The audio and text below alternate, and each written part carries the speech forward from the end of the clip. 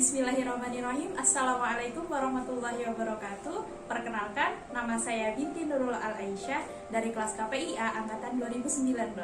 Manjada wajada, kalimat yang sudah tidak asing lagi di telinga kita, terlebih ketika kita sedang berusaha untuk meraih sesuatu. Namun perlu kita ketahui bahwa kalimat manjada wajada bukanlah sebuah hadis, melainkan manjada wajada adalah pepatah dalam bahasa Arab atau yang lebih dikenal dengan sebutan mahfudhah.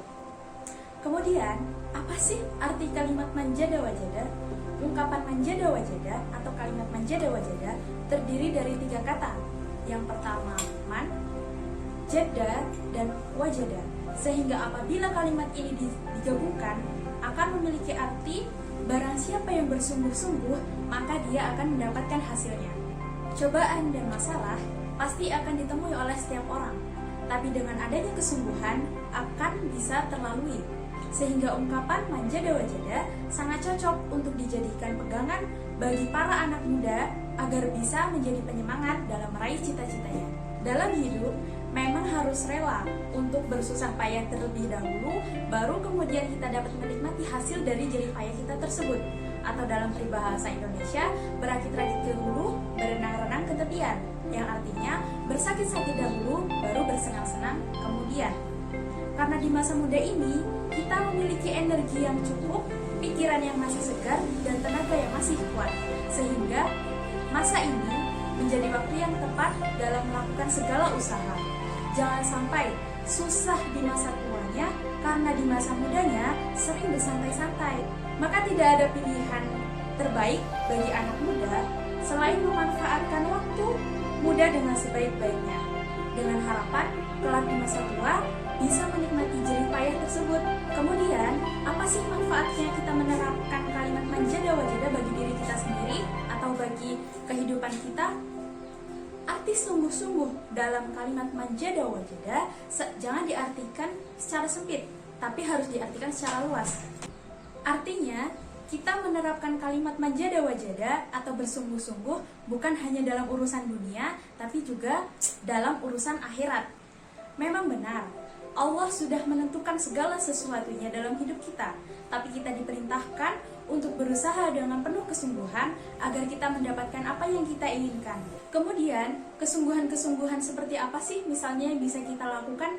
Nah, kesungguhan-kesungguhan yang bisa kita lakukan yang pertama, misalnya kesungguhan dalam mencari nafkah. Mencari nafkah telah dianjurkan oleh Nabi kita, yaitu Nabi Muhammad SAW untuk semua umatnya.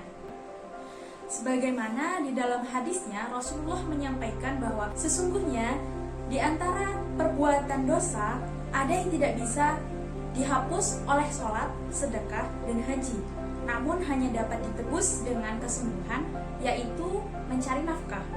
Kemudian yang kedua, kesungguhan dalam mencari ridho Allah.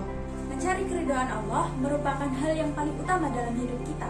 Oleh karena itu, kita harus bersungguh-sungguh dalam mengharap keridhaannya. Sebagaimana Allah telah menyebutkan dalam Quran Surat Al-Ankabut ayat 69, yang artinya orang-orang yang bersungguh-sungguh dalam mencari keridhaan kami, yaitu keridhaan Allah, maka benar-benar akan kami tunjukkan kepada mereka jalan-jalan kami, dan sesungguhnya Allah benar-benar berserta orang-orang yang berbuat baik.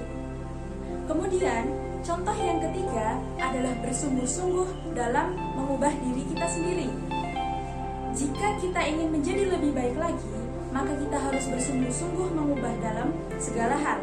Dalam hal ini, Allah telah menyebutkan dalam Quran Surat Ar-Ra'd ayat 11, yang artinya sesungguhnya Allah tidak akan merubah keadaan suatu kaum sehingga mereka merubah keadaan mereka sendiri. Terakhir, kesimpulan yang bisa kita ambil dari apa yang telah saya sampaikan adalah bahwa hidup yang tidak diawali dengan perjuangan dan kesungguhan adalah hidup yang tidak layak untuk dilanjutkan. Karena salah satu faktor kesuksesan adalah dengan adanya kesungguhan dan perjuangan. Oleh karena itu, tanpa adanya keduanya, yaitu kesungguhan dan perjuangan, tidak ada yang namanya kesuksesan. Maka mulailah dari sekarang untuk bersungguh-sungguh dalam mencapai kesuksesan. Demikianlah yang dapat saya sampaikan.